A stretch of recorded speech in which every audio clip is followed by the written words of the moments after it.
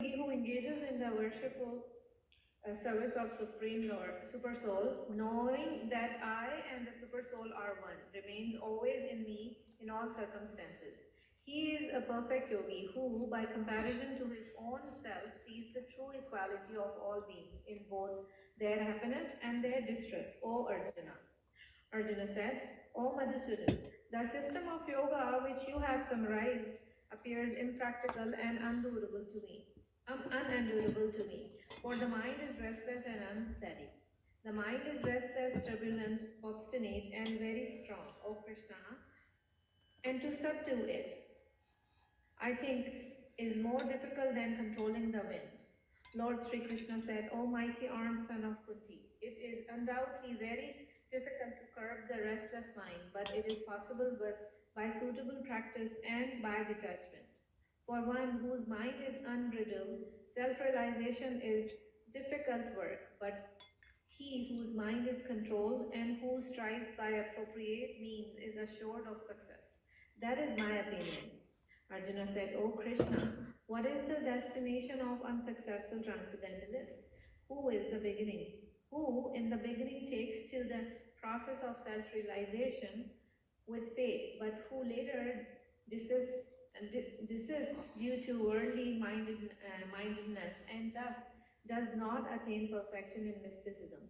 O mighty armed Krishna, doesn't such a man who is bewildered from the path of transcendence fall away from both spiritual and material success and perish like a raven cloud with no position in any sphere?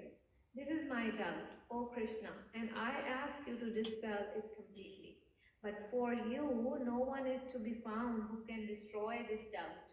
The Supreme Personality of Godhead said, Son of Pratap, a transcendentalist engaged in the auspicious activities does not meet with destruction either in this world or in the spiritual world. One who does good, my friend, is never overcome by evil. The unsuccessful yogi, after many, many years of enjoyment of the planets of the pious living entities, is born into a family of righteous people or into a family of rich aristocracy.